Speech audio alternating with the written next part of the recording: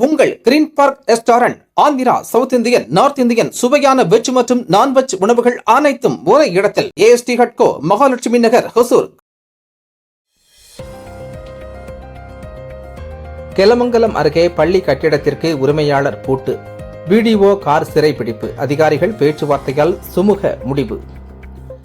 கெலமங்கலம் அருகே இயங்கி வந்த தொடக்கப்பள்ளி கட்டடத்தை அதன் உரிமையாளர் திடீரென்று பூட்டியதால் ஆத்திரமடைந்த மாணவர்களும் பெற்றோர்களும் வட்டார வளர்ச்சி அலுவலரின் காரை சிறைப்பிடித்து போராட்டத்தில் ஈடுபட்ட சம்பவம் அப்பகுதியில் பெரும் பரபரப்பை ஏற்படுத்தியது.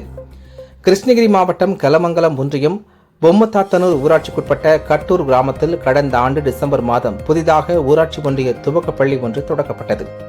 இந்த பள்ளிக்கு சொந்த கட்டடம் இல்லாத காரணத்தினால் அப்பகுதியைச் சேர்ந்த நாராயணப்பா என்பவருக்கு சொந்தமான தனியார் கட்டிடத்தில் தற்காலிகமாக செயல்பட்டு வருகிறது. இங்கு 23 மாணவ மாணவிகள் பயின்று வருகின்றனர். இவர்களுக்கு பாடம் கற்பிக்க 2 ஆசிரியர்கள் மாற்றுப்பணி அடிப்படையில் நியமிக்கப்பட்டுள்ளனர். இந்நிலையில் கட்டட உரிமையாளர் நாராயணப்பாவின் மகனுக்கு திருமணம் நிச்சயிக்கப்பட்டுள்ளது. இதற்காக கட்டடம் தேவைப்படுவதால் இனிமேல் பள்ளியை தொடர்ந்து இங்கு நடத்த அனுமதிக்க முடியாது என அவர் தரப்பில் கூறப்பட்டு வந்தது. இதன் தொடர்ச்சியாக நேற்று காலை பள்ளிக்கு வந்த மாணவ மாணவிகளை உள்ளே அனுமதிக்காமல் கட்டடத்தை நாராயணப்பா பூட்டினார். இதனால் மாணவர்கள் காலை உணவு சாப்பிட முடியாமல் தவித்தனர். இது குறித்து தகவல் அறிந்த கெலமங்கலம் வட்டார வளர்ச்சி அலுவலர் ராஜேஷ் சம்பவ இடத்திற்கு விரைந்து வந்தார். அப்போது ஆத்திரமடைந்த மாணவர்களும் அவர்களது பெற்றோர்களும் பிடிஓ காரை சிறைப்பிடித்து திடீர் போராட்டத்தில் ஈடுபட்டனர்.